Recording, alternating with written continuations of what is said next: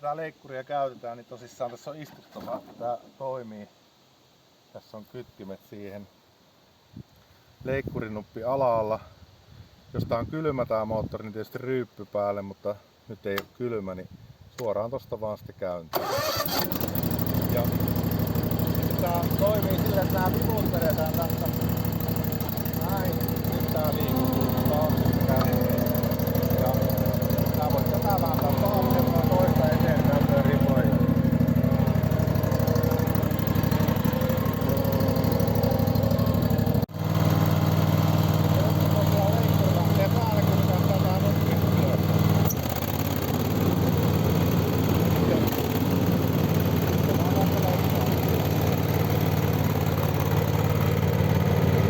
Tosiaan tässä on Kawasaki V2-moottori, hyvin tehoa. Sitten täällä on tämmönen säilytyslokero, juomateline, kännykkäteline. Sitten tässä on tosissaan niin hitsattu tämmönen 3-teräinen leikkuulauta. Ja näistä tosissaan nyt on niin käsijarru päällä. Näistä saa tän käsijarru pois ja niin ajoasentoa. Ja sitten tosissaan niin tästä nostetaan terää ylös. Sitten tästä säädetään, tää on niinku senttimetrisäätö tällä tapilla, että mihin reikään laitetaan, niin minkä syvyydeltä halutaan leikata. Tää vapauttaa ton leikkuupöydän tosta vivusta. Sitten täällä on kaasuvipu, startti, ryyppy ja tästä toimii leikkuri, kun painetaan tää nuppi alas. Anteeksi ylös, niin leikkuri lähtee pyörimään. Ja sitten on tosiaan iso bensatankki tässä. Paljonko mahtuu bensaa? No bensaa menee joku 20 litraa siihen. Tässä on meillä nyt haastateltavana ruohonleikkuukoneen käyttäjä. Sulla on ollut toista kesää tämmönen uudehko Husqvarna käytössä. Kertoisitko, miksi olet tähän koneeseen päätynyt? No joo, tässä on aika iso piha, että on 10 000 neliöä aluetta, niin täytyy saada tämmönen vähän tehokkaampi leikkuri, niin ostin tämmösen sauvaan ohjattava niin sanotun Zeroturn leikkuri. Aivan, mistä löysit koneen? No YouTubesta katselin näitä eri vaihtoehtoja, että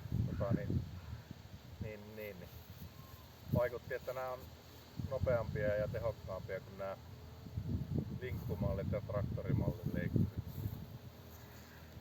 Nyt kun olet toista kesää tosiaan käyttänyt tätä, sinulla on varmasti kertynyt kokemusta ja osaat jo eritellä hyvät ja huonot puolet koneessa.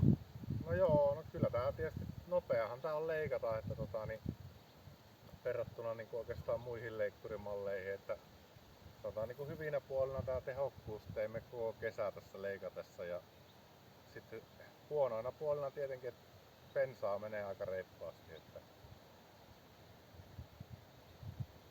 Aivan. Entäs koneen käyttötarkoitus, että minkälaiseen käyttöön nämä parhaiten mielestäsi soveltuu?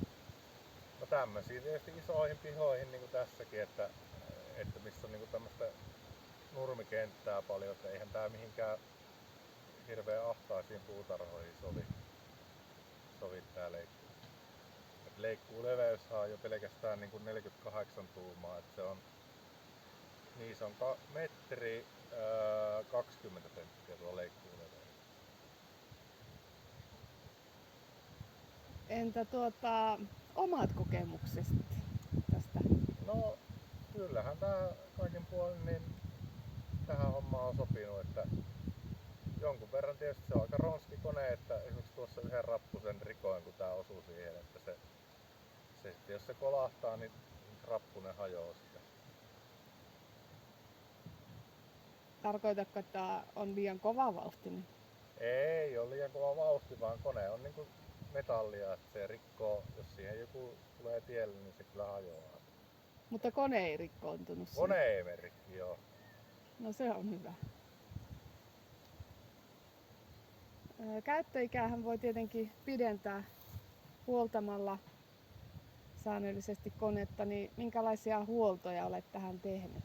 No, tähän on vaihdettu öljyt, että voin näyttääkin, jos tuutte vilkaseen täältä, niin tähän on suhteellisen helppo nämä öljyt vaihtaa. Että tosissaan niin täällähän on tämmönen letku. Tuolta otetaan tulppa pois tuolta päästä. Tuosta. Niin sieltä valuu nuo öljyt kanisteriin ja sitten täältä uudet öljyt tilalle ja tuosta sitten tuo suodati uusi. Ja sitten tosissaan tässä on aika kätevästi tää ilmanputsari on sitten tässä. Tämänkin on puhdistanut sitten kerran vuodessa. Vain kerran vuodessa? No vaan kerran vuodessa. Joo. Entä talvisäilytys?